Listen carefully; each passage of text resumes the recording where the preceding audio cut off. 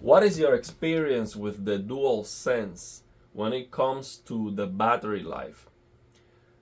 This controller is less than a year old. I bought this Dualsense after I started the YouTube channel. So that's like 8 months, 8, 9 months. And the battery is dead. Like, it doesn't hold charge anymore. And I was waiting to make this video just to confirm, because I thought, oh well, maybe it is the programs that I'm using on the PC that is not, they are not reporting the battery life correctly, but it just doesn't last at all.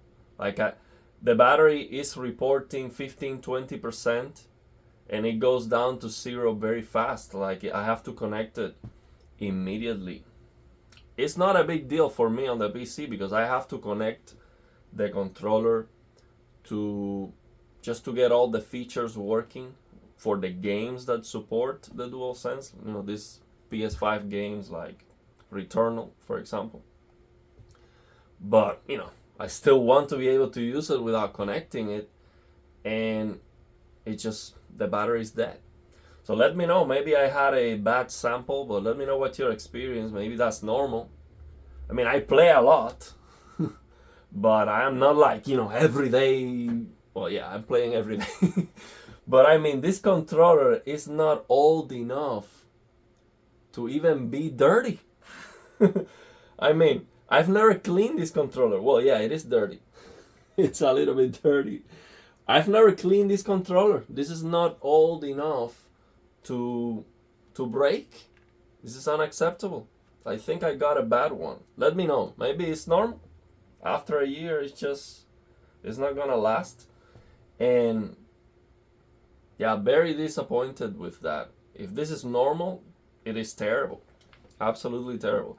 And I think this controller is probably one of the biggest things that happened to gaming, in my opinion, because this is fantastic. I mean, the haptic feedback and the adaptive triggers are amazing for the games that support it. I mean, this game doesn't support that.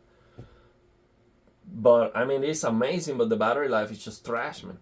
Absolutely trash. And if it's breaking that fast, it is just unacceptable. But let me know. I'm not going to do a rant because maybe I got a bad sample. That can always happen. And I think it is a fantastic controller. But with this kind of battery life, I'm not dropping $200. How much is the new, you know, DualSense Pro or whatever they are calling that? Very expensive.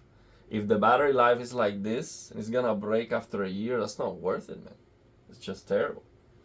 So I'm about to beat this game, High on Life. Highly recommend this game. Tremendous. If you want to laugh, this is the game. This is the funniest game ever created, and there's not a close second. Absolutely amazing. It looks beautiful, beautiful colors. And on the PC, I can lower the graphics and play at native 4K and get 100 frames per second.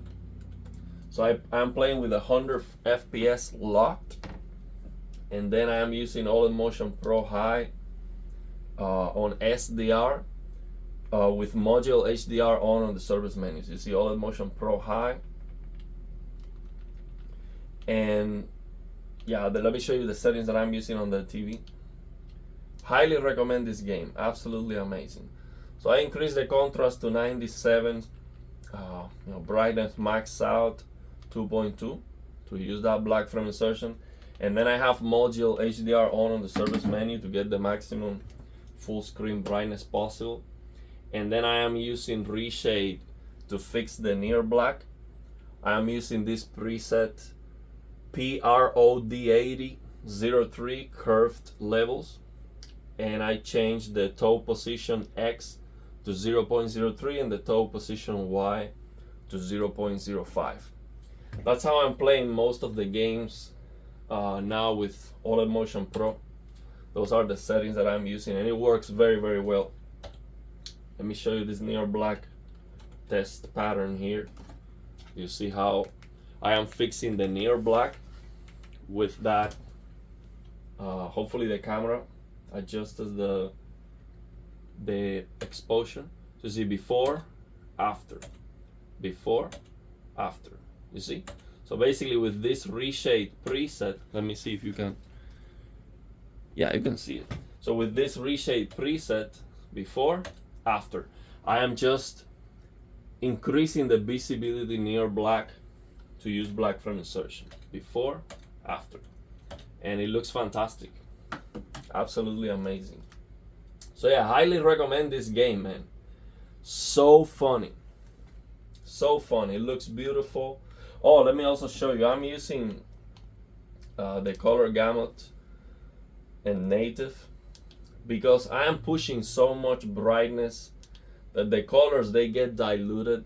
Because on SDR you have Rec 709, when you're pushing more brightness than what SDR is supposed to have, you're diluting the colors big time, especially on these WRGB OLEDs. So I'm using the native color gamut. I changed this setting using the color control app. Color depth 50, warm 50. That's what I'm using. And the game looks absolutely amazing. So yeah, let me know what is your experience with that Dualsense. I am disappointed. This is terrible, man. Less than a year, it's just already yeah, it's broken. So yeah, let me know your thoughts and opinions and if you have any questions.